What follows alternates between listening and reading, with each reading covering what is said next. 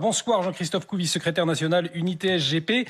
On le disait, toutes les gares sont donc des lieux de passage. Pourquoi la gare du Nord, vous en tant que policier, qu'est-ce que vous pouvez nous dire? Pourquoi elle concentre autant d'insécurité? Oui, bonsoir. Alors en fait, la gare du Nord, oui, comme vous le disiez, c'est la première gare de France, première gare d'Europe, troisième gare mondiale. Donc effectivement, il y a 700 000 personnes par jour et ça concentre, si vous voulez d'ailleurs... Oui. Troisième gare mondiale. Voilà, on a entendu guerre. Troisième gare mondiale. Pardon, non. Et donc, et effectivement, il y a 700 000 personnes par jour et c'est une gare internationale parce que effectivement, nos amis anglais arrivent. Il y a la Belgique, les Pays-Bas, l'Allemagne. Enfin voilà, c'est une gare de transit, beaucoup de touristes. Donc forcément, ça fait un mélange des genres et donc il y a beaucoup de mouvements. Pour ça, on a des effectifs de police qui sont jamais suffisants quand on effectivement quand on regarde les nombres de délinquants, mais après, j'allais dire qu'il y a la gare, il y a l'environnement. Effectivement, on a 200 mètres, on a une salle de shoot. Donc cette salle de shoot, qu'est-ce qu'elle a eu pour effet? Et ça, on avait beau le dire, mais personne ne nous a écoutés. Elle a attiré, je veux dire, tous les toxicomanes du coin, avec des dealers, avec tous les trafics de cigarettes et toute la misère du monde. Et si vous voulez aller plus loin, il y a même un couloir, ce que certains usagers d'ailleurs appellent le couloir de la mort, entre Porte de la Chapelle jusqu'à Gare du Nord. Voilà, donc vous passez par Barbès, etc. Vous arrivez directement là. Et là, quand vous voyez tout autour, il y a des marchés clandestins, il y a des vendeurs, des gens qui vendent de la viande. Il y a vraiment tout un microcosme autour de cette gare qui fait que les gens se sentent en insécurité. Vous parliez des effectifs, de la présence policière. Justement, en termes d'effectifs, est-ce qu'elle est plus importante qu'ailleurs, dans d'autres secteurs parisiens, par exemple? Alors oui, mathématiquement, bien sûr, puisque c'est une plus grosse gare, donc il y a un peu plus d'effectifs. Alors, j'ai pas le chiffre exact, mais en même temps, c'est une coordination, c'est le fameux continuum de sécurité. C'est-à-dire qu'on a les effectifs de la police nationale, on a les effectifs de la SNCF, de la RATP, il y a aussi les militaires qui viennent pour la mission Sentinelle. Donc voilà, c'est toute une coordination en fait qui est faite sur la gare du Nord.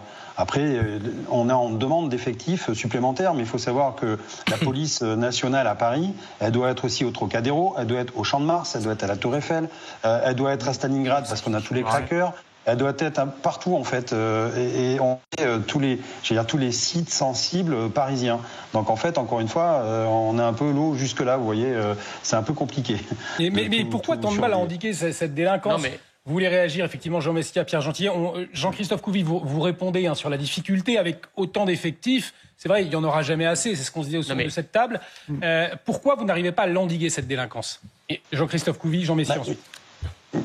Alors, les effectifs, alors effectivement, nous on fait le boulot, c'est-à-dire qu'on fait des interpellations. Après, il y a un problème aussi sanitaire. On voit bien qu'il y a des toxicomanes, il faut aussi soigner ces personnes. On n'arrive pas à les sortir de là, en fait. Donc, on fait toujours que déplacer des problèmes. Et quand on interpelle derrière, le système fait que justement ces gens sont libérés. On peut, en fait, on remue toujours. On essaie de déplacer, on essaie de faire quelque chose. Sauf que derrière, encore une fois, il faut que les pouvoirs politiques nous donnent les moyens vraiment d'avoir, j'allais dire, d'être efficient. Nous, les policiers, on est toujours au premier rang, au contact de cette population, au contact de nos citoyens. Et nous, on fait tout ce qu'on peut, mais il faut qu'on soit plus aidés. Jean-Christophe Couvi, avant de vous libérer, une dernière question. Violence, drogue, vol, la gare du Nord, ce n'est plus la France, comme on vient de l'entendre, ou au contraire, c'est un condensé des problèmes de la France? Vous savez, en Vendée, il y a la France miniature à visiter. Là, je pense qu'effectivement, les problèmes de la France miniature, ils sont là. Et tout est résumé dans cette gare. Effectivement, c'est l'incapacité de l'État à se mettre d'accord, d'ailleurs, avec la municipalité pour régler les problèmes. C'est effectivement un condensé de craqueurs, de violence, d'incivilité. Le couloir de la mort, je ne l'ai pas inventé, je l'ai lu dans un journal, c'est une usagère qui disait ça. Et d'ailleurs, je mets au défi une femme de partir de Porte-la-Chapelle et d'aller jusqu'à la gare du Nord à pied. Et je pense qu'elle va se faire embêter, voire agresser verbalement des dizaines de fois. Voilà, donc ça, c'est des faits. Par des Anglais, voilà. Après, l'immigration, attention, moi je ne nie rien, Jean Messia. Il y a 25% des prisonniers qui sont étrangers. Voilà, donc ça c'est un fait. On a vu d'ailleurs, puisque maintenant la parole se libère un petit peu avec les chiffres, on a vu notre ministre parler de chiffres, on a vu le président de la République faire une constatation lui-même aussi. Effectivement, l'immigration non contrôlée, je parle, a effectivement une part de responsabilité dans la délinquance. Philippe Guibert souhaitait vous poser une dernière question avant de vous libérer.